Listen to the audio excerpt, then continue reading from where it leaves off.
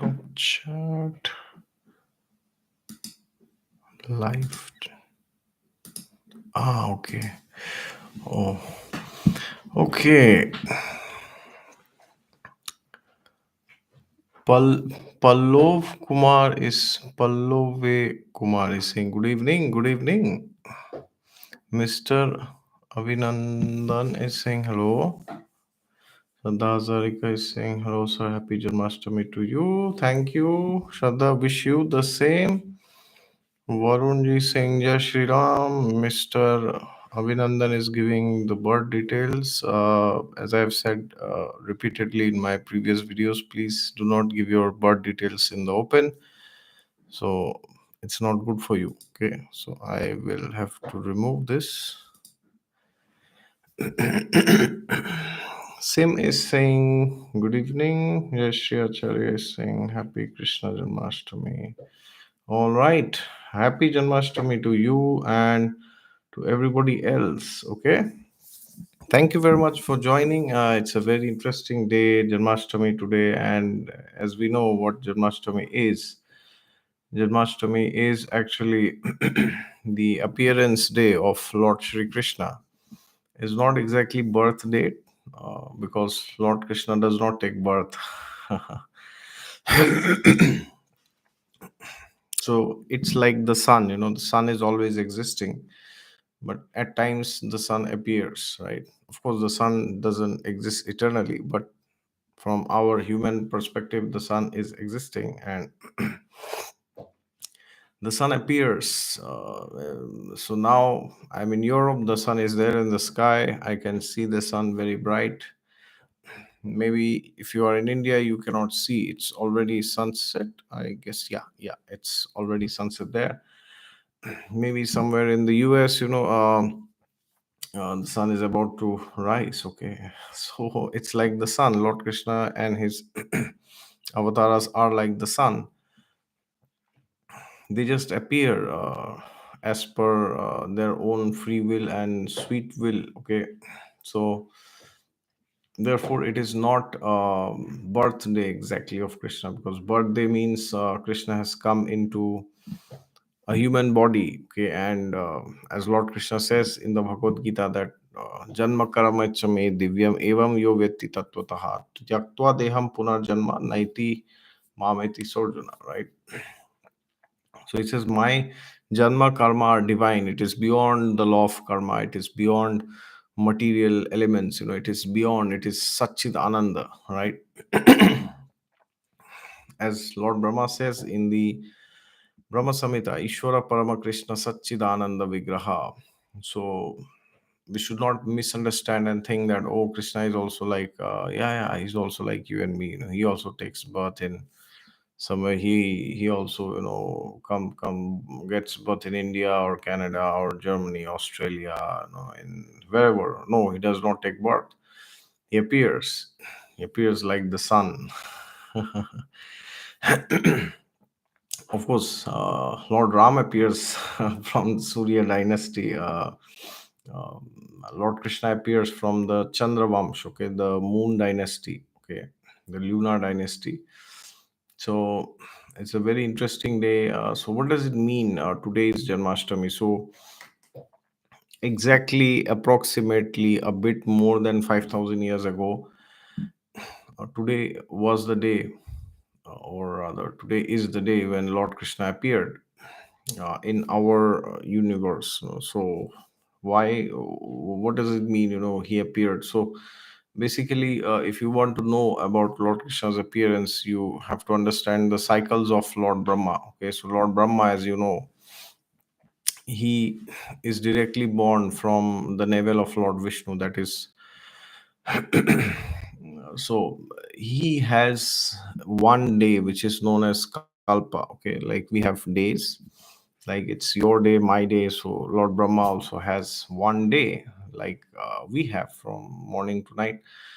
So that one day is known as Kalpa. Okay, and that one Kalpa is divided into different manvantaras. Okay, so one kalpa has 1000 divya yugas. Okay, so what is a divya yuga? Divya yuga is basically the combination of four yugas. Okay, so you can understand this bottom up, I mean bottom up, or you can understand top down. Okay, so this yuga that we are living in is known as as Kali Yuga. Okay, so Kali Yuga is, as the Shrimad Bhagavatam mentions, 4,32,000 years, out of which 5,000, yeah, like a few more than 5,000 years have passed, and 4 lakh 28,000 years are still remaining.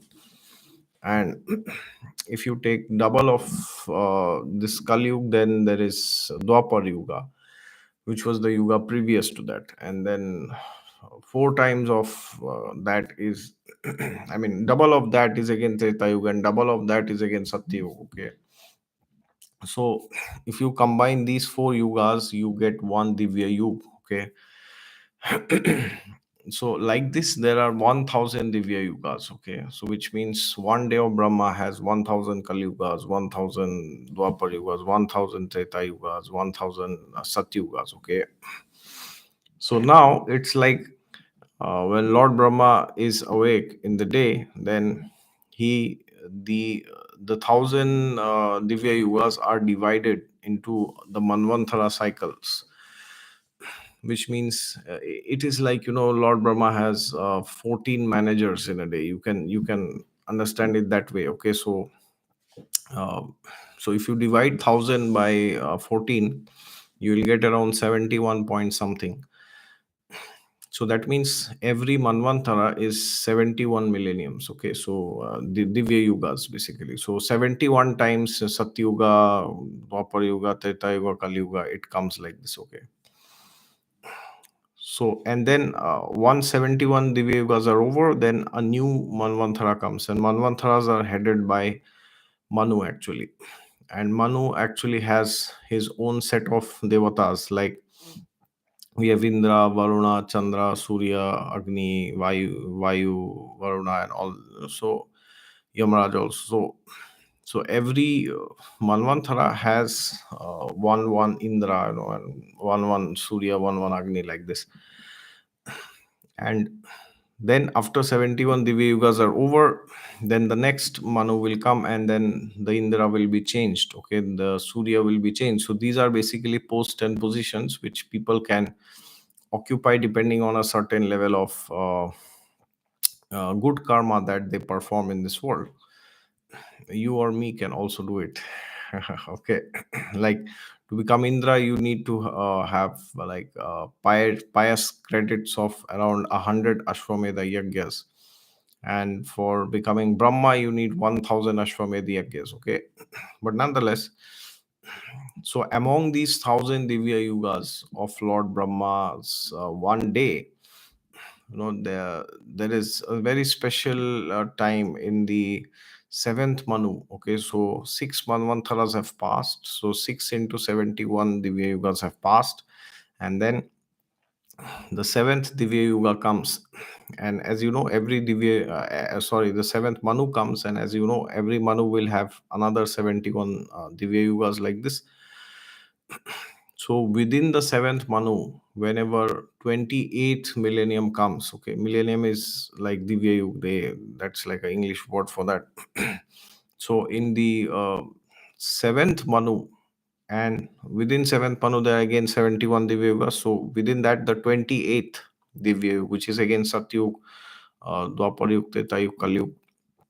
So within that, Lord Krishna comes. Okay, within that Divya Yugas, Dwapar Yuga, Krishna comes. Okay, and generally after Satyuga, Dwapar Yuga comes. Dwapar is two, and Treta is three, and then Kali Yuga comes.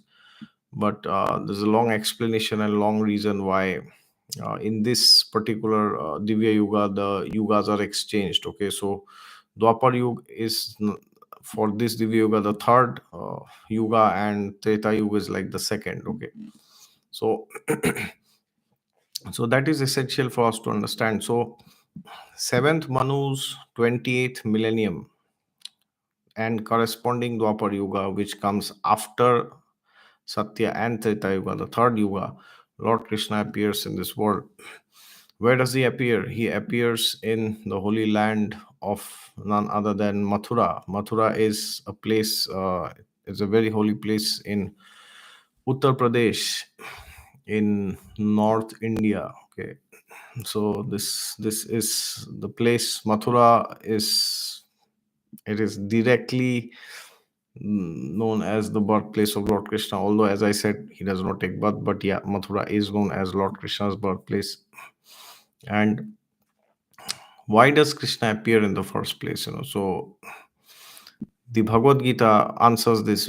Actually, Krishna himself answers this. Why does he appear? He appears यदा यदा हि धर्मस्य ग्लानिर्भवति भारतः अभ्युत्थानमधर्मस्य तदात्मानं सृजाम्यहं परित्राणाय साधूनां विनाशाय च दुष्कृतां धर्म संस्थापनार्थाय संभवामि युगे युगे. Okay. So Lord Krishna has two purposes, primary purposes, but there's one purpose which is even beyond this. Okay, so what are the two purposes?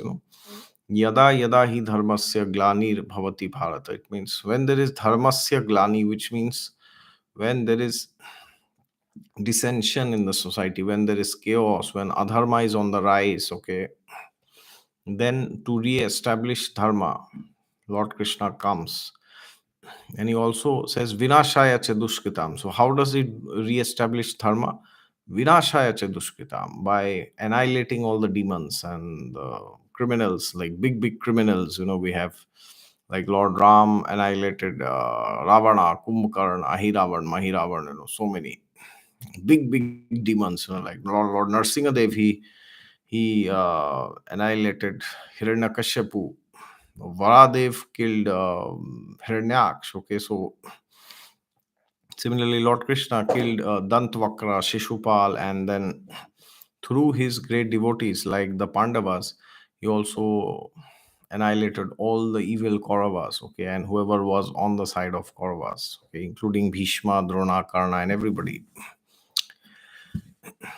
And then he says, Paritranaya sadhunam vinashaya che duskritam. So to protect the sadhus, okay, sadhu in this context does not just mean people who are wearing saffron or people who are religious, but anybody who is following dharma, that is actually, that person can also be called a sadhu in this context. So to protect the pious and to annihilate the impious, the demons, and re-establish dharma. Okay, so these are two, you could say, three primary motives of Lord Krishna's appearance, by himself or by through any other avatar also. But then beyond this, there is another very important motive of Lord Krishna's appearance. Why does he appear? Of course, these three reasons that we discussed from the Bhagavad Gita, they are very important and they are very essential to maintaining good order in any society. No discussions and no debates on that. But if you read the commentary of the acharyas in different sampradayas, you will also understand that these are actually secondary motives. Okay, for Lord Krishna's appearance, there's a different primary motive for Krishna's appearance. which means he just does not come to reestablish dharma and protect the pious and kill the impious. No, that is not his main objective. His main objective is to experience love and reciprocation with his great devotees, with his exalted devotees. Okay, so that is his primary motive, and along with that, he also does re-establishing dharma and killing all these crooks and thugs and rascals and these demons. But that's not his primary job. He has no job, of course, but that is not what is his primary motive. Yeah, so he has great relationships, as Krishna, you will see, he became the charioteer of Arjuna himself. And he as Lord Ram, he had great interactions with so many devotees like Hanumanji, then you have Sugriv, then you have Vibhishan, then you have Jambavan, then you have Angad, then you have Lakshman, then you have Bharat, then Shatrughan and his mother, so his father Dasharath Maharaj, Devi Sita. So so it is these are his primary motives, like interactions with his great devotees, with his pure devotees, who are very elevated, who are very exalted. Somebody like Bhishma Pitama, he's one of the 12 Mahajans. Then we have the great Yudhishthir Maharaj, who is none other than Yamaraj himself. So he he has he that this is his primary motive. He wants to experience love, he wants to give and experience love, so this is his primary motive. And along with it, yes, some demons are there, I'll also kill them. That's not a big deal for me. Okay, so it's very interesting to know. So today is Janmashtami, and when you say today is Janmashtami, actually what is happening is, in some other universe, Lord Krishna is taking birth today. He has not yet taken birth, maybe as per Indian standard time at 12 in the night, around that time. When Abhijit Muhurat is there, then Lord Krishna will take birth in some other universe. Okay. So when we are celebrating Janmashtami, it is not that we are just celebrating some fancy historic event 5,000 years back. No, it is not just that. Imagine we could not be there when Lord Krishna was born. Maybe some of us were there, I don't know. But either we were there or we are not there. But now imagine, in some universe, the same pastime is going on. These pastimes are going on eternally. Okay, so today at 12 around Abhijit Murat time, Indian Standard Time, IST, which is going to be in a few hours, I guess. Today is 4:30, 5:30, 6:30, 7:38. It's 8 p.m. in India now. Yes, yeah, 7:59. So in another 4 hours, Lord Krishna would have taken birth in some other universe. And imagine you, as I said, imagine if you were a part of the celebration that time, but we could not be, or maybe we don't remember if we were also. But now we can be a part of that same celebration. That is what is Janmashtami is about. Every Janmashtami, he's taking birth in some other universe. Okay, he's coming into the womb of Devaki, and then yeah, he's coming out from Devaki's womb, and yeah, he's doing the same pastimes. He's, of course, there are some subtle differences sometimes, difference of details, but essentially the pastimes are same. Okay, so imagine after 4 hours, that Krishna himself is appearing somewhere. Just try to think and meditate and visualize. So of course now we may say, oh, okay, but anyways he won't appear in our universe, right? So what's the big deal? Well, it is still a big deal because he's appearing somewhere, which means he may not appear in our universe literally, but we can take inspiration from the times, the past times, the leelas which he did when he was there. And by that also we can improve our lives, we can become more spiritual, we can connect to him eternally. And these days, like Janmashtami, these are very special days where, traditionally in Vedic culture, like everybody will.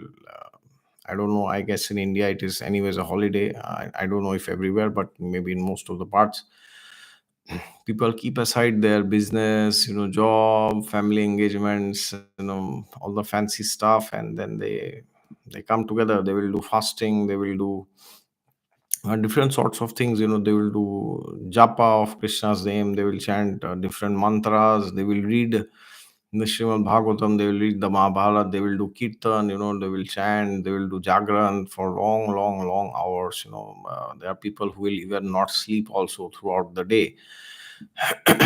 No, not eat anything, not drink anything. It's like complete nirjal fast. They will do till 12 in the night. So the great nation in India, there are a lot of people who do this. Okay, and that is why India is known as Bharat Bhumi, which is like a pious land. Pious in the sense like people are by default spiritual in nature. You will hardly find any Indian. Of course, nowadays you will find a lot of such so-called modern, atheistic Indians in the cities, but primarily 90% of the places you will find, people are mostly spiritual. They love to do austerity, and they love to do spiritual practices. But yeah, so these are like special days where we should keep aside our material engagements for one day, at least once a year, like Ram Navami, then we have Janmashtami, then we have Narsimha Chaturdashi, we have Shivratri, Ganesh Chaturthi is coming up, then we have Durga Puja is coming up. Okay, then we have Kartik month, which will be around in November. So in the Vedic culture, there are these special days, like uh, in the material world also, people will celebrate a lot of special days, like they will celebrate birthday, they will celebrate marriage anniversary, they will celebrate what all, some anniversary, like YouTube channel anniversary, they will celebrate. And what else, like, they will celebrate in the corporate, so they will also always celebrate. Okay, so why do they celebrate? Because on those special days they get remembrance of the good memories of that particular event which happened in the past, and that reinstantiates their commitment towards that particular area of life. So that is why people always want to celebrate anniversaries. And yeah, especially in Janma, on the day of Janmashtami, also people in thousands and millions, they visit Krishna temples all around the world, and yeah, they will do Jagran, Sankirtan, and all this. So it's a very interesting thing to know that this is going on all over the world. So, welcome everyone. We are going to discuss today two things for Janmashtami, which is a brief description, a brief summary on Lord Krishna's life events, and what are some of the lessons that we can understand from his life. And we'll also discuss some priceless, amazing, beautiful, out of the world prayers from the Shrimad Bhagavatam, which is known as prayers of Queen Kunti. These are very, very, very special prayers. Kunti Devi is she's the first wife of Maharaj Pandu, who is an ancestor of Bharat. I mean, who is a descendant of the great Bharat Maharaj, and she is none other than the mother of the Pandavas. And she is a very elevated personality. Although in the Mahabharata she is not so much in the limelight. I mean, she is, but as a lady, she Draupadi is more in the limelight because of the Vastraharan Leela, of course. But if you see in the Srimad Bhagavatam, um, uh, Queen Kunti Devi has a very special place because there are a lot of special prayers which Queen Kunti does. She does to Lord Krishna, and uh, it's like those prayers are priceless. They are, it's like classic prayers. If you feel any time, you are not able to make prayers, or you are not able to connect to God, just go and read the first canto of Shrimad Bhagavatam, and there you will find Queen Kunti's prayers. Okay, so I also have a playlist on Queen Kunti prayers, which I made like 4 or 5 years back in the Bhagavad Gita series itself. So Queen Kunti prayers are, it's like I have not seen any better prayers of anybody, like, of course, not to compare with any other personality, but Queen Kunti, and then Prahlad Maharaj. Prahlad Maharaj is there in the seventh canto of Srimad Bhagavatam. So these two prayers are, in my opinion, they are one of the top-notch prayers of great devotees from the Srimad Bhagavatam. Okay, so that also we will discuss today. Bear with me; it will be a long session today. I don't know, 1, 2, 3, 4 hours. Okay, but nonetheless, we'll try to first see a summary of Lord Krishna's events in his life, and what lessons we can learn from them. Okay, so I I have a website where there is like a brief chronology of events that took place in Lord Shri Krishna's life, and these are not all the events. That is not possible, but this is primarily from the 10th canto of Srimad Bhagavatam. Okay, primarily. So, and there is some brief description of the different ages also, when what happened. But again, that's not very important in which age what happened, but more important is that we try to understand what are the life lessons. Okay. Okay, so as you know, Lord Krishna, when he took birth from Devaki's womb, again, he doesn't take birth, but that is how we understand. He took birth in Rohini Nakshatra. Okay, so Lord Krishna is Taurus ascendant, because anybody who comes has an ascendant, right? Lord Ram is Cancer Lagna, and Lord Krishna is Taurus Lagna, right? Lord Ram has Jupiter and Moon in the first house. Jupiter is exalted in Cancer, and Moon is also in Cancer. And for Krishna, also, Moon is in Taurus. He's in exaltation, okay, in the first house. Okay, before we jump into the live events, quickly, I'll just welcome everybody. Okay, Pallav sir, okay, understood. Pallav Kumar, thank you. Varun Baloni is saying very happy Janmashtami to all. Thank you. Wish you the same. Angel Aura is saying good evening. Good evening. Ankit Kumar is saying Namaskaram. Hare Krishna. Namaskaram. Avinandan, Mr. Avinandan is saying actually I did not know, so that's all. Oh yeah, no worries. Yeah, best is not to put your date of birth and time and place in the open. It's not good for you. There could be a lot of things which can be done against you. So I am removing wherever your date of birth you had given. I'll just delete them. I hope nobody sees them later.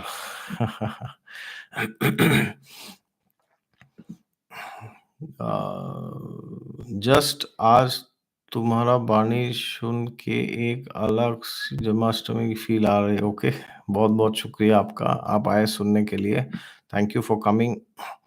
Ankit Kumar is saying Janmashtami is late this year. I read something on Adhik Maas, but I do not really understand. It would be possible to elaborate. Yeah, Adhik Maas is like a special month, which is like an extra month, which comes, like in 2 to 3 years. It's like a long story. If you keep collecting the extra months from like extra days from the Vedic culture in 2 to 3 years, you get another month. Okay, so that is known as Adhik Maas actually.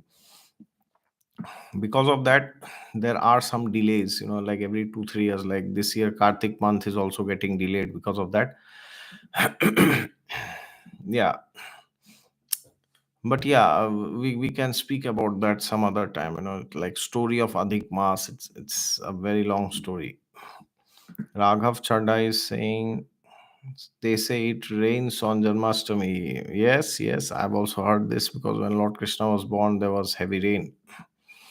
Ahin, Ahin 144. Happy Shri Krishna Janmashtami, sir. Thank you. Wish you the same. Rose Pink 10. Hare Krishna, sir. Okay, namaste. Nikki Barrett official. Ila here from California. Thanks for the personal. Okay, thank you so much. Good to see you. Still looking for a job. Okay, I hope you find it at the earliest. Thank you for joining. Anuja J is saying Hare Krishna. Angel Aura is saying going to start reading Bhagavad Gita from tomorrow. Hopefully, I can pronounce Sanskrit like you do by end of it. Well, that's a great news. You are about to start, and all the best. My best wishes with you for starting it from tomorrow. And no worries. It doesn't matter if you can pronounce well or not. If you can, that's great. If you can't initially, then even that's not a big problem. That is not a requirement to read the Bhagavad Gita. Okay, so no worries. I'm sure you will be able to do it very easily in no time. Okay, Priyanka ji is saying Happy Krishna Janmashtami. Thank you, madam. Wish you the same. Okay, Sim is asking, do you teach astrology? If yes, please let me know. I'd like to learn in detail. So at the moment, you can go to my astrology basics playlist. You will find a lot of videos there, and I will make some other formal announcements in the future, in the upcoming months. Dr. Shruti India is saying, hello, sir. Happy Krishna Janmashtami to all eager to listen to Bhagavad from you. Okay, thank you, Shruti ji, for joining. So, thank you everyone for joining. Let us now begin. So, appearance on the earth. Okay, so now Lord Krishna's appearance is going to begin. 12 p.m. Indian standard. Is it 12 p.m.? Sorry, it's 12 a.m. Indian standard time, night time. Appearance of Lord Shri Krishna at midnight. Krishna was born during Abhijit Muhurat, and so was Lord Ram. He was born in the day around 12 in Abhijit Muhurat, and Krishna was born in the night 12 around Abhijit Muhurat.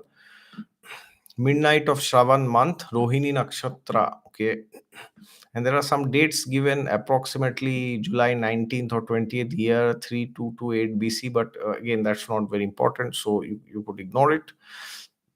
From the womb of Mother Devaki as the eighth son, okay, at the prison of Mathura in the Vrishni dynasty of the Yadavas, great dynasty, great, very elevated dynasty, the Vrishni dynasty. It's like all stalwarts in that dynasty.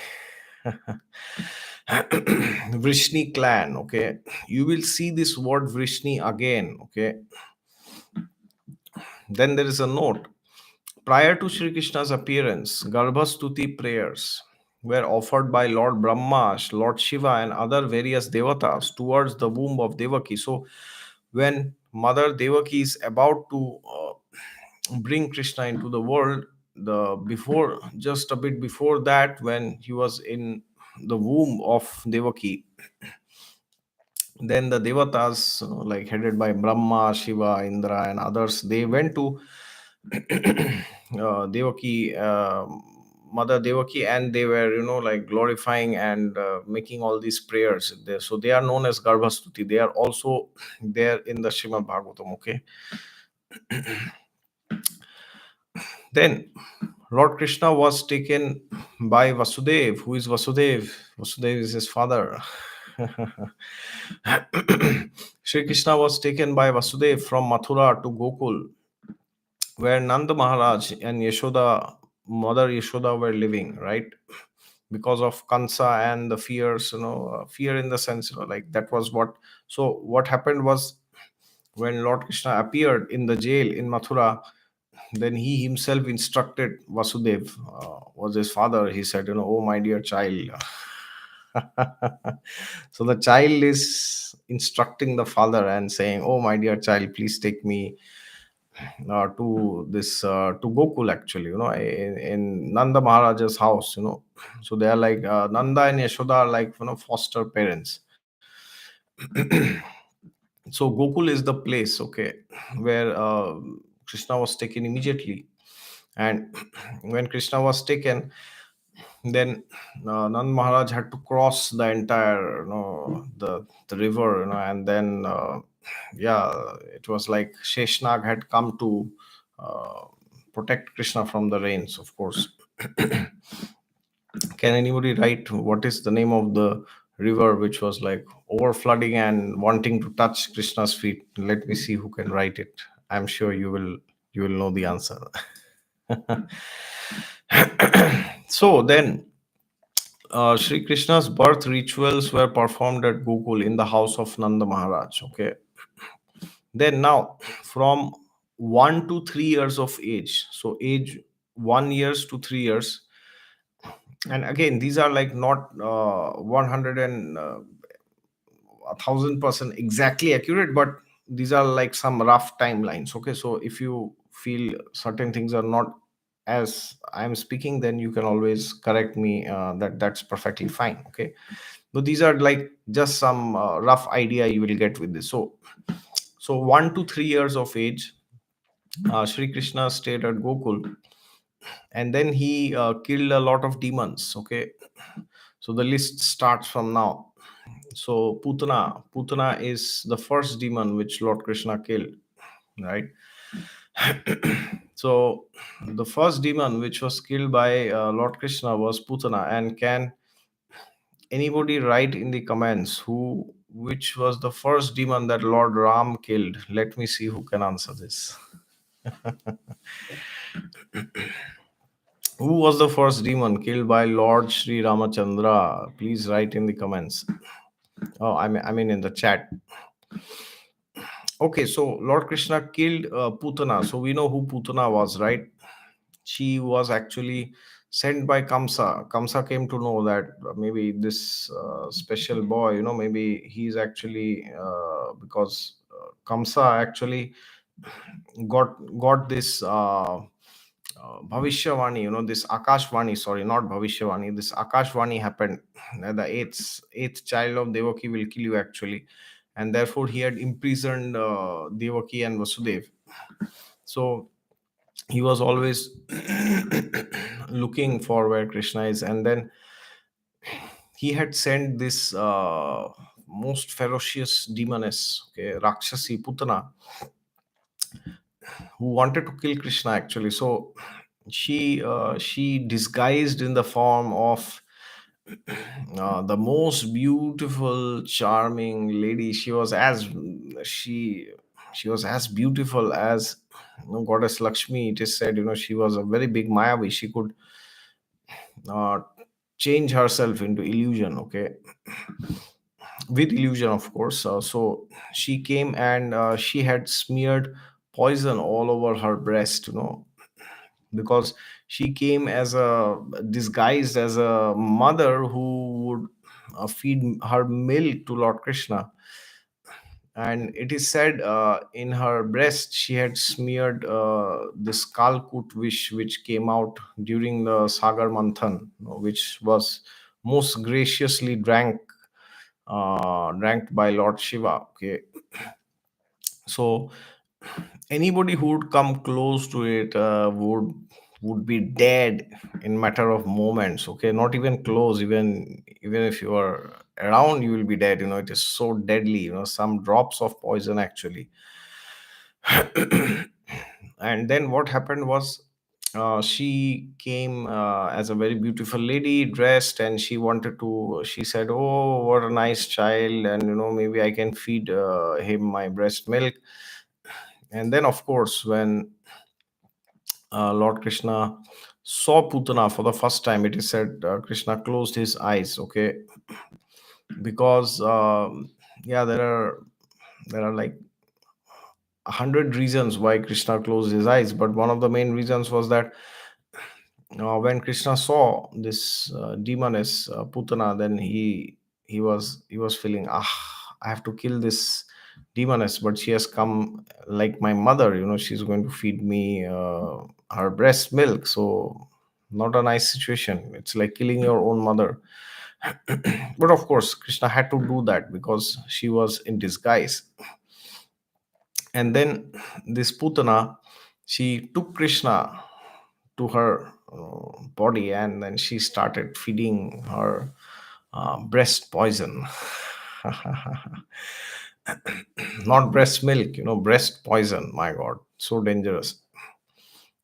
And then what happened was, Lord Krishna, he's all powerful. He's Vishnu himself. He's Narayan himself. So he started sucking the life air out of Putna's breasts. And then when Putana, she realized, oh my God, this is what is this? What is happening? I'm dying. My life air is going out. It seems I will not live much longer.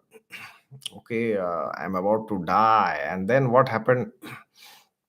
As they say, when you when you give what do they say? Yeah, when you give struggles to somebody, their original form comes out. It's like, as they say, how do you differentiate like gold, if it's fake or original? You burn it. So the if you burn original gold, it will be even more gold like, right? But for Putna, she was a demoness. And when Lord Krishna started to drink the breast poison, so Krishna not only took the poison, he also took the pranavayu out. And then this demoness, she ran and she was screaming and howling and growling. And then she came out, and then she assumed her gigantic, most ferocious form. It is said she was almost around 9 miles long, 9 miles tall. Can you believe it? Almost like 15 kilometers tall. It was like so deadly, so ghastly, so ferocious this demon was. And then, of course, she fell down to the ground dead. Okay, Shri Krishna Bhagwan ki jai. Putna is no more.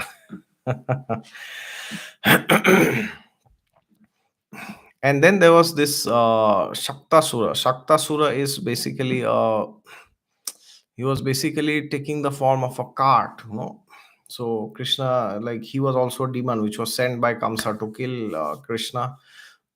And he was known as a cart demon, which means he was in the form of a bullock cart. He would come and, like, crush you with his bullock cart. But when he came near, Krishna understood, and he just one kick, and he went somewhere, and then he fell down to the ground dead. Okay, Shaktasur is no more.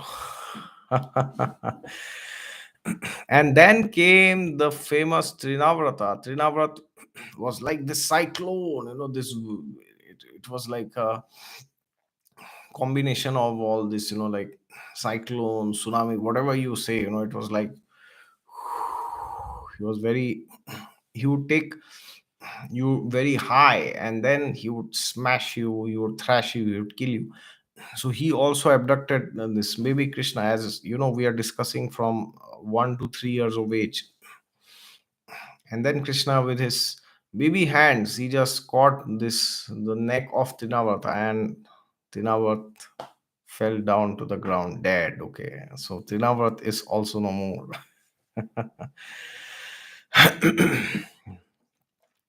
So one by one, all the demons are going. Then Garg Muni comes and names the child as Krishna. Okay. Now, what is the meaning of the word Krishna? The meaning of the word Krishna is all attractive. Okay, one who attracts everyone. That is the meaning of the word Krishna, actually. So the Namkaran Samskar was performed, the name giving ceremony. Then Lord Shri Krishna showed the entire cosmic universe to his mother in his mouth. Okay, so there was this famous pastime where Krishna had actually eaten some dirt. That was also another pastime to honor Bhudevi, the mother goddess, Mother Earth.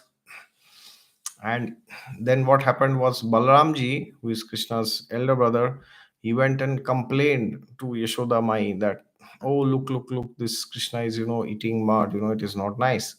So then what?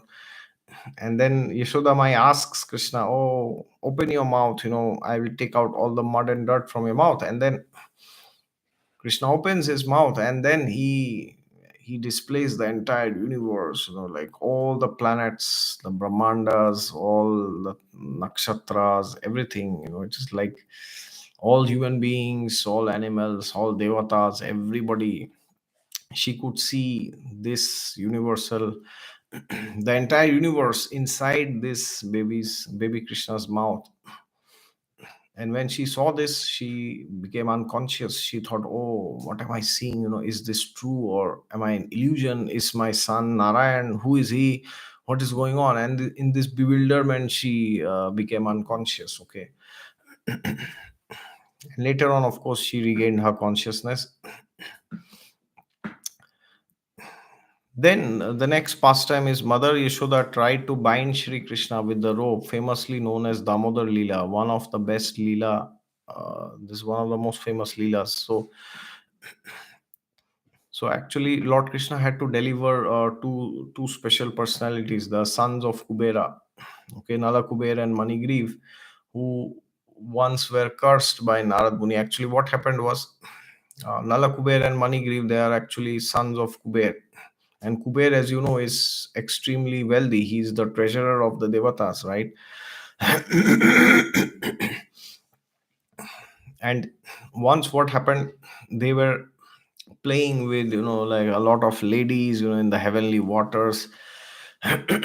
They were totally naked, like they did not have any clothes in their body, and they were like completely drunk, and they were like intoxicated, and they were like they became crazy, intoxicated in their beauty and in their handsomeness, in their manliness, and in their, they were obsessed with all the ladies who were also almost completely naked in the waters, in the heavenly waters. They were playing. And then Narad Muni, Narad Muni is none other than Lord Brahma's direct son himself. Okay, so Narad Muni, he actually saw them, and he felt pity, he felt compassion. And when they saw Narad Muni, as a Vedic custom, the ladies who were undressed, they felt very ashamed, and they went inside the water. They covered their bodies like this out of shame. But Nalakuber and Manigriv, they were like least interested. They were so intoxicated, they could not understand who Narad Muni is, and they could not understand this small fact that they should cover their bodies in front of this great sannyasi. It is not a good Vedic uh, custom to expose your body, and especially your private parts, in front of a sannyasi, and that was such a great personality like Narad Muni, who is actually the guru of Vyasdev also. But they were least concerned, and on the opposite side, on the other side, they were laughing and they were giggling, and then they were like, "Oh, so what, you are here, we'll continue." And the ladies, they were very ashamed. But then Narad Muni thought, "Oh, it's very bad, they have forgotten all the Vedic customs. They are so intoxicated with because of enjoying with women, and because of their youth and beauty and power, and physical power, wealth. It's like because of that, Narad Muni decided to curse them. Of course, Narad Muni did not curse out of envy. Oh, they are enjoying, I can't enjoy, let me curse them. No, that was not his reason. He cursed them because this curse would at the end be very beneficial for them. So Narad Muni cursed them. "Oh, you love to show your body, you are showing your private parts in front of me. Well, so be it. Go and become trees. Okay, you can show as much as you want in any pose, and nobody's even gonna look at you, right?" So that is one of the famous punishments which is awarded to a person who loves to practice nudity, like adult, yeah, sexuality, nudity, expose your body. So whoever is exposing their body to whatever, to that extent, they will get uh, three bodies in the next life. You stay like 5,000 years, 10,000 years. But then nobody even looks at you, right? You're just there, and you are tolerating all the heat, the rain and everything. And not the best life, right? And then they begged Narad Muni, please forgive us. They came to their senses. Oh my God, what did I do? Kya kar diya humne? And then Narad Muni, out of his compassion, they said, okay, no worries. You will be born as the Arjuna trees in the courtyard of Nanda Maharaj. And Lord Krishna himself will come, and he will uproot you, and he will give you perfection, moksha and all this. He will deliver you basically. So then Lord Krishna had uprooted these Arjuna trees from his in the compound, okay, where of Nanda Maharaj. And it's very interesting because Yashoda Mai wanted to actually bind Krishna, because Krishna had broken this pot, of butter actually. And Yashoda Mai was running after him, trying to catch, and then she was trying to bind Krishna, but she was unable to do so, because who can bind God himself? Nobody, right? But then Yashoda Mai started praying to God. Oh God, please help me. What have I done wrong? And then finally she could bind Krishna by the will of Krishna himself. And then when Krishna was bound, then he took a mortar, and he uprooted these two trees, and Nalakuber and Manigiri, they were delivered, and they went back to the higher planetary systems. Okay. So this is known as Damodar Leela, this one which I said just now. So deliverance of the Yamala Arjuna trees, from which Nala Kuber and Manigriv came out, the two sons of Kubera. Okay, these are actually the same pastimes. So now 3 to 6 years of age, because these demons were coming, like we saw three demons had come. So Nanda Maharaj and the entire village, they decided that maybe Gokul is not the best place to stay. So from 3 years to 6 years, they moved to a special place known as Nandagaon. Okay, Nandagram, Nandagaon, or whatever you say.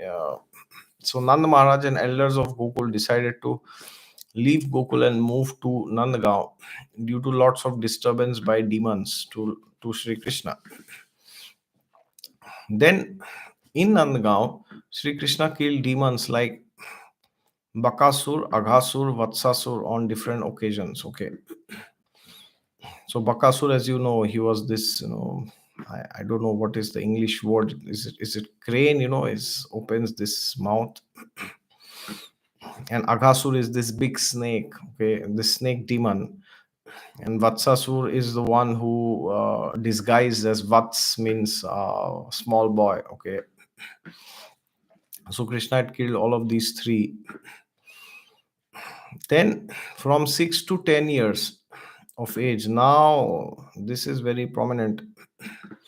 From 6 to 10 years of age, Krishna had again changed the residence. Nand Maharaj again changed the place. Then finally they went to Shri Vrindavan Dham. Okay. 6 to 10 years Vrindavan, and then entering Mathura after that. So around 10 years of age. So 6 to 10 they entered Vrindavan, which is like the holiest of all holy places. There is no place more holier than Vrindavan. Vrindavan is even more pious than Mathura also, because Mathura is the place where Krishna was born, but Vrindavan is the place where he displayed all of his pastimes. Okay, so Vrindavan is more special actually.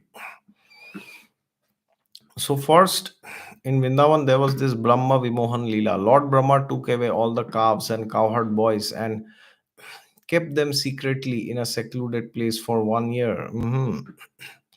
After 1 year, when Brahma returned, he saw the calves and the cows were already there as an expansion of Sri Krishna, and Sri Krishna was playing with them. So this pastime is known as Brahma Vimohan Lila. Lord Brahma, the creator of this universe, he was bewildered by Lord Krishna because he wanted to test who this Krishna was. Okay, so he had stolen some of the calves and the cowherd boys, and he kept them with him for 1 year. And then when he came back after 1 year, he saw, oh, these calves and cowherd boys, the gopas are already there with Krishna. You know, what the hell is this? They are with me, they are with Krishna. What is this? And then he was bewildered and he realized, oh, Krishna is the supreme personality of Godhead. He has bewildered me, and then he begged forgiveness for his audacity. And then Krishna forgave him, of course. By the mercy of Shri Krishna, Lord Brahma understands the Shri Krishna's eternal potency, and his illusions were cleared. Finally, Lord Brahma offers prayers to glorify Lord Shri Krishna. Then comes the famous Kalia. Oh, sorry. Then comes the killing of Dhenukasur. Killing of Dhenukasura by Balramji and assisted by Lord Krishna, right? So Dhenuka is this donkey demon. Okay, he was a protector of this Talvan, okay, which was producing some special wine like thing, some special drinks for Kamsa. And then Balramji had killed Dhenukasur because Dhenukasur is actually a descendant of Bali Maharaj. And Dhenukasur and Bali Maharaj had this had a blessing from Vaman Dev that I will never kill any of your descendants. So therefore, Krishna did not personally kill Dhenukasur. Okay, he was killed by Balramji. Then comes the famous Kalia Daman Leela. Okay, Sri Krishna punished the serpent Kalia for contamination of Yamuna river's water with poison, and also performed the divine dance on Kalia. Okay, so Kalia was a, I don't know how many 100,000 hooded snake, and Kalia was there, and he was, like poisoning the snake, the waters of the river Yamuna actually, and then Lord Krishna had to punish him, and then of course Kalia left Yamuna, and he was not there.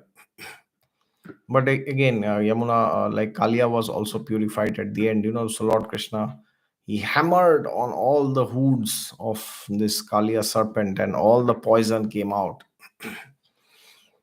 And Kalia's wives, they were also like snakes, and they were not like literally snakes. Sorry, like they were also much elevated, but they were also devotees of Krishna actually, and they requested Krishna not to kill their husband. And on their request, Krishna said, okay, fine, no worries, but you can't stay here. Shri Krishna asked Kalia serpent to leave the Yamuna river. Precisely, Kalia serpent was near the Kalindi bank of river Yamuna. Shri Krishna then saved the cows and cowherd boys from the great fire of the Munjaranya forest by swallowing the fire. So one day, what happened? There was like a big fire, and the Gopas were actually Krishna's friends. They had requested Krishna to protect them from this fire of this Munjaranya forest. And then Krishna, he drank the entire forest fire, and the cowherd boys were protected. Then the gopis, great unalloyed pure devotees of Sri Krishna, worshipped goddess Katyayani to get Krishna as their husband. When gopis were bathing in Yamuna river and glorifying Sri Krishna's qualities, Sri Krishna stole their clothes from the bank of Yamuna river in order to fulfill their desire and give lesson to the gopis bathing in Yamuna river. Sri Krishna has performed this leela at around the age of 7. And then finally comes this most famous Govardhan leela, where Krishna, he took the Govardhan in this, the left hand, this finger. Sri Krishna lifted the Govardhan hill. Govardhan Puja commenced thereafter. Lord Indra's false prestigious and pride crushed by Sri Krishna. Okay, so Indra had invoked the Samvartaka clouds to yeah, to destroy Vrindavan basically, because Krishna said that, oh, why should you worship Indra? You will anyways get what is in your karma. So Krishna apparently speaks atheistic philosophy at that time, which many people misunderstand. But that is actually not what he means. That was like temporarily spoken to crush Indra, and then Indra came with his clouds, Samvartaka clouds, who are summoned during the time of destruction. And then Indra felt humiliated. Okay, so Krishna took all the Brijvasis, and he had this Govardhan Parvat, and that was protecting them actually.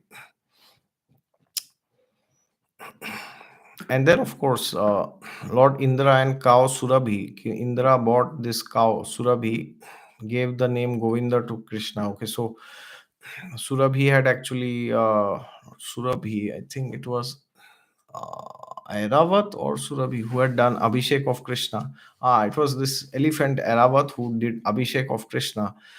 And Indra and Surabhi gave the name Govinda to Krishna. Okay, and that kund where Krishna was bathed through this elephant Airavat, that is known as Govinda Kund. Okay, is it Surabhi Kund or Govinda Kund? One of the two. Okay, I'm not very sure. One of the two. Either it's Surabhi Kund or it is Govinda Kund. In my knowledge, it should be Govinda Kund. Okay, but I'm still not sure about it.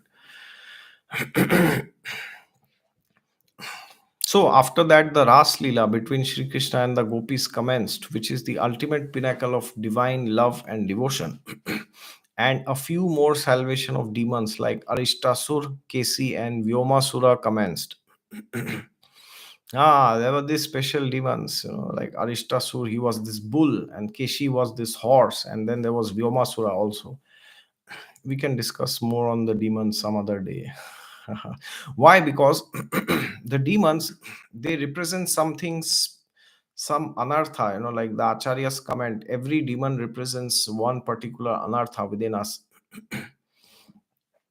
The sun is falling in my face gradually.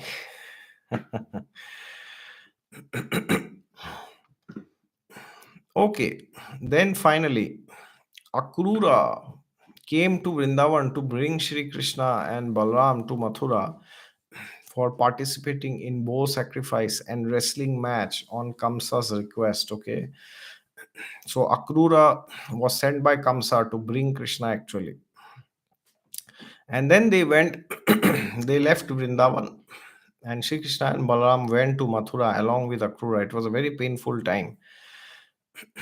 Then, when he reached Mathura, this is around the age of 10 years, Sri Krishna broke the sacrificial bow that had caused terror in the heart of Kamsa, which was a very powerful bow actually. Prior to that, Sri Krishna showed some of his opulence to the people of Mathura. Sri Krishna killed the elephant. His name was Kuvala Paida. Okay.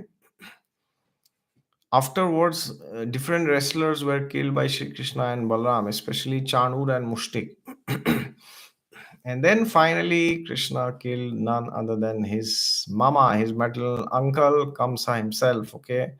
So, Shri Krishna Bhagwan ki jai, Kamsa is no more. All the demons are finished. Not all, actually, they are still remaining. So, then 10 to 28 years of age. After Kamsa was killed, Sri Krishna made his maternal grandfather, Maharaj Ugrasen, as the king of Mathura. Sri Krishna and Lord Balaram went to live with Sandipani Muni at Avantipura for higher education. So this is near to, this is actually in current day Ujjain. Okay, Sandipani Muni's ashram. Ujjain is one of the very important cities in Madhya Pradesh in central India. The spiritual master Sandipani Muni instructed both Sri Krishna and Lord Balaram with detailed knowledge of Vedas, Upanishads, Upavedas, along with that, all other 64 traditional arts. And Krishna Balaram was so expert, they would learn one kala in one day. So 64 days, they learned all the 64 traditional arts. Then they asked Sandipani Muni and his wife, what Guru Dakshina, it is like a donation which they give to the Guru. What Guru Dakshina should we give you? Then Sandipani Muni requested Krishna and Balaram to bring back the son of to bring back their son from the clutches of Yamaraj. Actually, the son of Sandipani Muni was with Yamaraj actually, and Krishna and Balaram brought back the son of their guru from the clutches of Yamaraj. Sri Krishna asked his dear friend Uddhav, to go to Vrindavan and console Nanda Maharaj, Yashoda Ma, and the gopis who might be in distress due to their separation from Krishna. So Uddhav goes to console the Brijvasis, but then he learns that the Brijvasis are much more elevated than him, and they are very pure and they are very elevated. Okay, so in turn he gets a lesson and he comes back.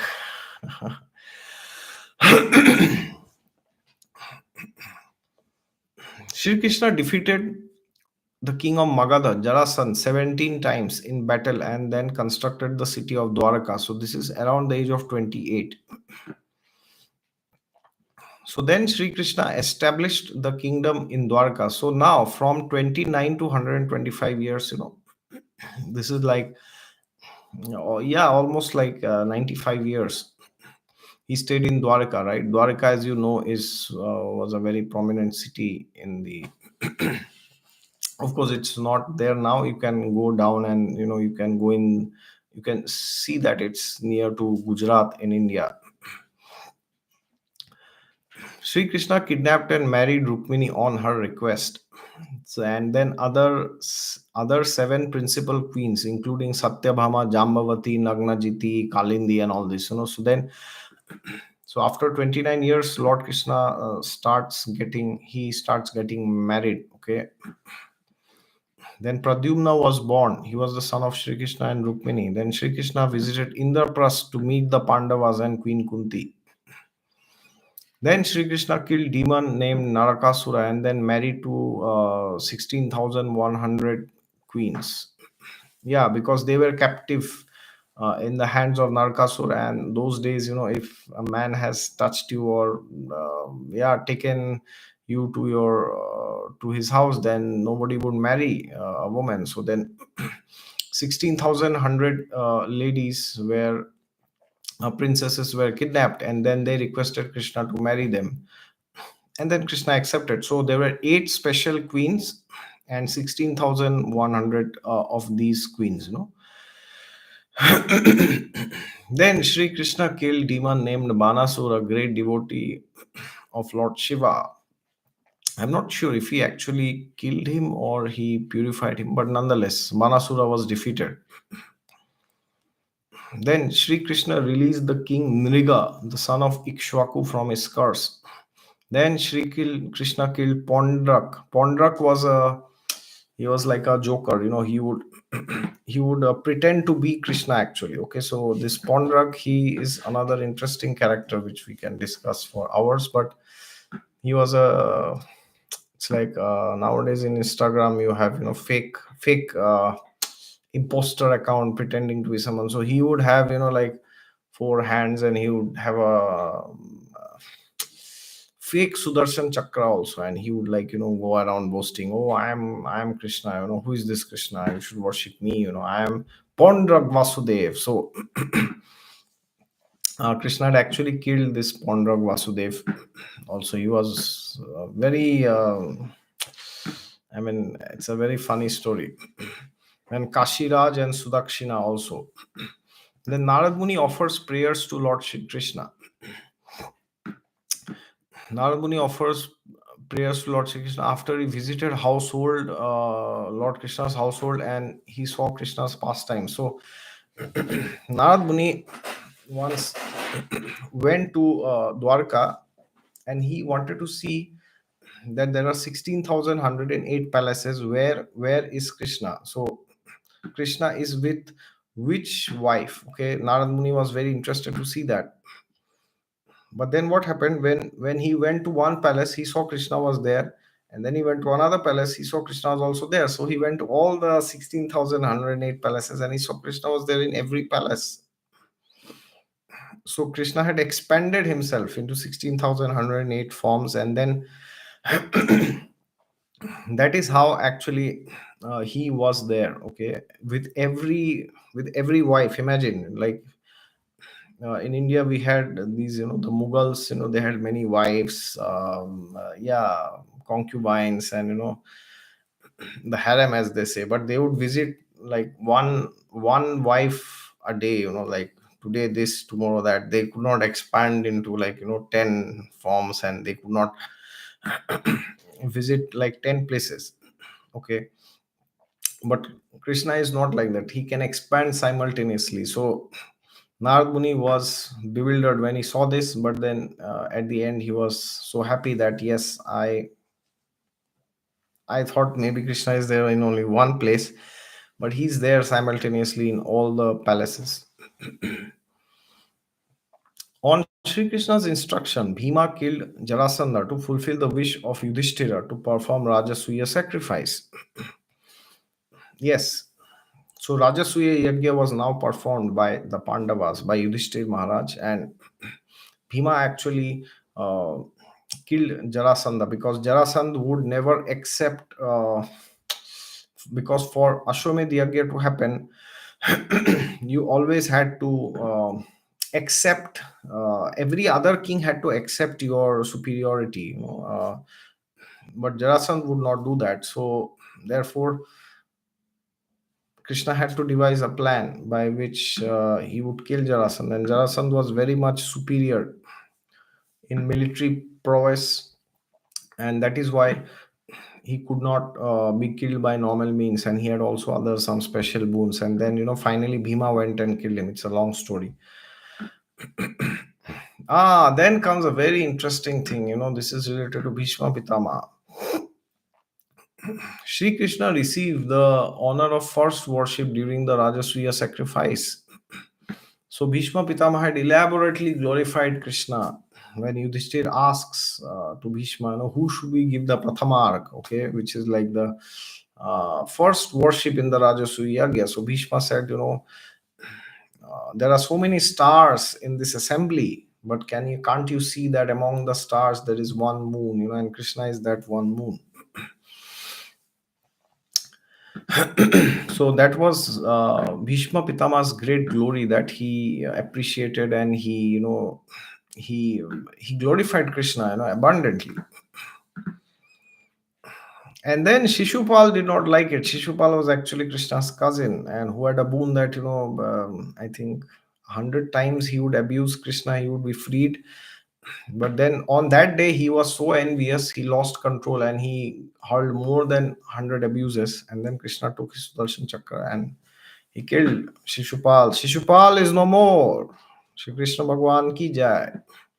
Then Sri Krishna killed demons like Shalva, Dantvakra, Viduratha. Okay, I don't know who is this Viduratha. I'm hearing for the first time. Sri Krishna worshipped his friend Sudama. Yes, Sudama is one of his best friends who was there during the ashram at Sandipani Muni's place, And then Sudama also came to Dwarka, because his wife requested him to go. And then, of course, Sudama was blessed with a lot of wealth later on. His entire house, his town was like transformed. Then Sri Krishna imparted divine knowledge to Vasudev and retrieved Devaki's 6 dead sons. Okay, so 6 sons were killed by Kamsa before Krishna was born, Krishna and Balaram. So Krishna again revived those, retrieved Devaki's 6 dead sons. Okay. Then Sri Krishna asks Arjuna to kidnap his sister Subhadra and to marry. So then Subhadra was kidnapped by, it's like not kidnapped, but you could still say, kidnapped. A brother is arranging his friend to come and kidnap his sister. It's a very, very divine Leela, that is. Let me try to put this curtain, otherwise it will be difficult for me to see anything. Okay, I can speak well now.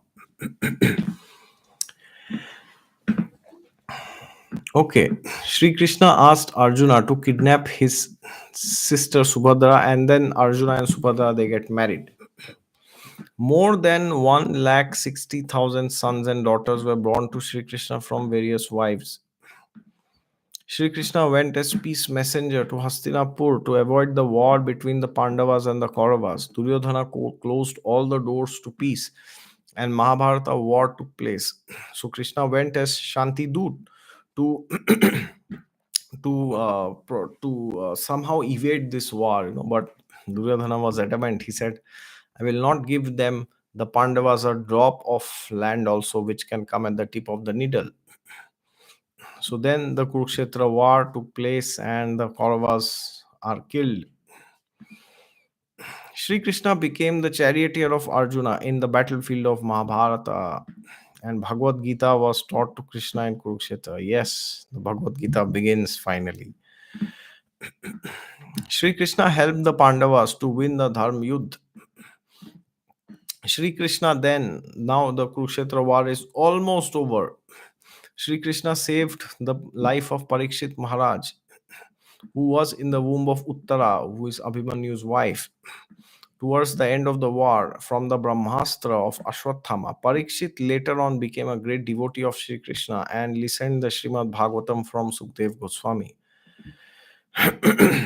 Sri Krishna gave his final teaching discourse to his great friend and devotee Uddhav, which is referred as Uddhav Gita or the Hamsa Gita, which is actually the 11th canto of the Shrimad Bhagavatam. Okay.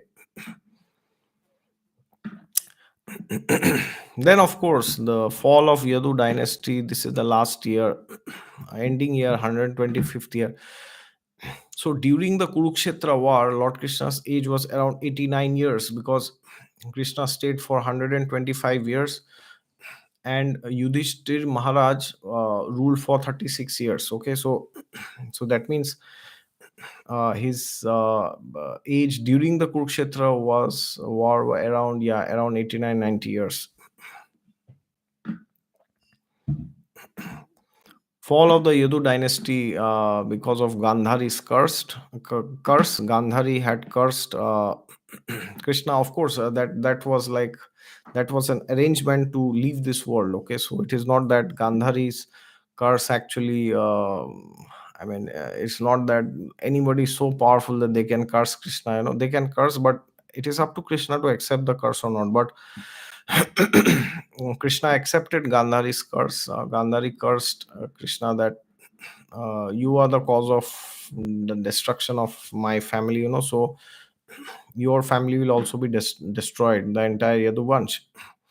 Of course, she was a great lady, but she and her husband Dhritarashtra did not pay heed to the good words of Bhishma, Drona, Vidura, and Krishna, and they always instigated. Of course, Gandhari didn't instigate personally, but she didn't even stop Duryodhan. So, but nonetheless, it was an arrangement of Krishna himself. So Sri Krishna, after watching the self-destruction of the Yaduvansh, went to the forest near Somnath in Bhalka Tirtha for meditation. A hunter named Jara mistook the Sri Krishna's feet as a deer's eye and accidentally shot an arrow towards that. That part of Sri Krishna became weakened by the warrior Barbaric before the Mahabharata war. And then finally, Sri Krishna disappears from this world and Kali Yuga begins. So here it is suggesting around 18 February 3102 BC, 3102 BC before Christ. Okay, but again, that is not very important. And then finally, Kali Yuga starts. Okay, so this is like the summary of Lord Krishna, his entire life, his actions. Of course, this is not completely 100% that we cannot do. Me being a mortal person, I cannot do it like 100%. It's not possible. But yeah, this is like a bit of summary. And yeah, let me see if there are any other what are there in the comments. Quartz is writing Kabanda.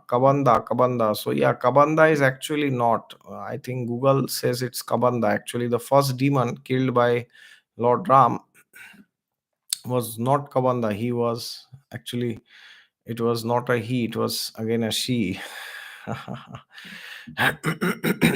So her name was Tarka actually. Okay, so Tarka was this demoness who was actually killed by Lord Ram. So the first demoness killed by Krishna was Putana, and also from Lord Ram, it was actually a demoness, Tarka, Devi Tarka.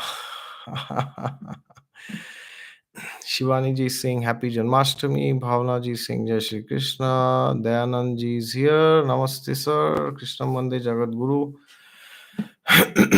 Vrindavan Bor Pujari is saying Tara. Okay, what is Tara? What's he saying? Can you discuss Krishna's chart? Yes, we have discussed Krishna's entire chart, his entire life. That is what we discussed without the planets. SS is saying Radhe Radhe. Devanshi Sandeep is saying Jai Shri Krishna. Deepti Gupta Namaste. Ostra is saying Jai Shri Krishna. Jitu Bora Jai Shri Krishna. Priti Falke is saying Jai Shri Krishna. Nice to see you, madam. Good to have you. Sovan Kadam is saying Jai Shri Krishna. All right. Hello, sir. I think you, Juyal K is saying, I think there's some issue in the lighting. Yeah, the sun was falling at my face. Raghav Chadha is asking, did all of them attain Krishna Dham or they were punished? Yeah, I mean, this is like, it is not one size fits for all, so depending on their consciousness, they attend higher lokas, but yeah, mostly all of them had attained a higher destination, that is guaranteed. So, and most of them attained mukti. They went back to Vaikuntha, the spiritual world. May not be one or two, but yeah, they certainly got a elevated destination. Angel Aura is asking, Krishna is considered the moon in astrology. Can you elaborate on moon in different houses? Actually, I don't make these videos, sun in all houses, moon in all houses, because we we we can't actually say what happens. So like you say, you will see a video in YouTube, moon in first house, the person is very emotional. Moon in second house, family is emotional. Moon in third house, your brother sister is emotional. But it doesn't work like, because when you make a video on moon in first house, then what happens is people take it literally, because most of the people who are watching that, they are most likely beginners. And then they will see, and you will say 10 things, your mother impacts you, you are emotional, you gain weight very fast, or you will have waterborne diseases. You say all this, which are very generic and it may not apply. And then they will go and they'll go and do bad mouthing about astrology. They'll say, no, astrology is false, it doesn't work. So yeah, somehow I do not like this, so I do not make videos on this topic, moon in all houses, sun in all houses. Gyan Shankar Avasthi is saying Om Namo Bhagavate Vasudevaya. Okay, can you share if a person can't do vrat due to some disease or have to break his fast between due to low sugar? What is your suggestion? See, fasting and all this should be done as per one's capacity. Okay, so the main objective of fasting is that you can spend more time doing spiritual practices rather than cooking and eating and cleaning and buying vegetables and all this. Imagine how much time does eating and cooking, cleaning, all this takes for our day, like at least maybe 2 to 3 hours if somebody's eating and cooking three times a day. So the objective is not that you fast and you faint and you are on the, yeah, you are collapsing and you are able to do nothing. So if by taking food you are able to do more spiritual practices, then you should do that. Okay, of course you should try to fast, because fasting keeps you very aware and very alert. But if you are about to faint due to low sugar and all this, well, not the best thing. Okay, so please go and take food immediately. Try to take ekadashi food today, non-grain food. And yeah, fruits, or sabudana, and then varai, and what do they say in Europe, there is this buckwheat. Okay, then rajgira atta, all these things you can take. Okay, Rajat Agarwal is saying namaskar. Okay, so I would have loved to do the Queen Kunti prayers, but unfortunately, time is not on my side. I will have to leave. So Queen Kunti prayers, some other time, some other day we will discuss.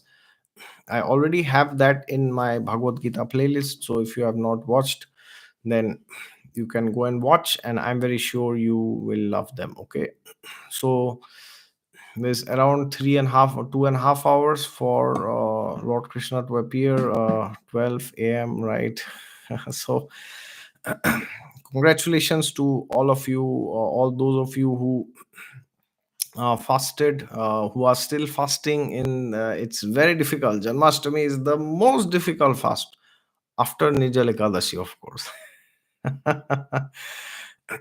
Because in Nirjala Ekadashi, the whole day you can't drink or eat, but in Janmashtami, at least in the night 12, you can eat and drink.